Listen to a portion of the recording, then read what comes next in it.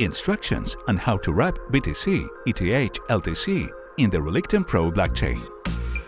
Hello dear users of the Relictum innovation ecosystem. In this video, we will show you how to wrap the cryptocurrencies such as BTC, Bitcoin, ETH, Ethereum and LTC Litecoin in the Relictum Pro blockchain.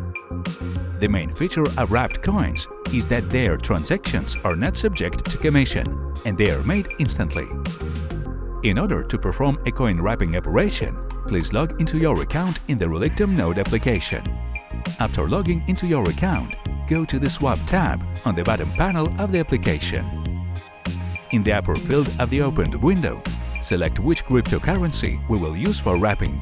In our case, this is Litecoin. Then indicate the amount that we will use to complete the operation. Check all the data again and click the Swap button.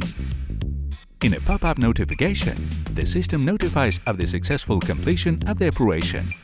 Agree with the notification. Close the cryptocurrency exchange wrapping panel.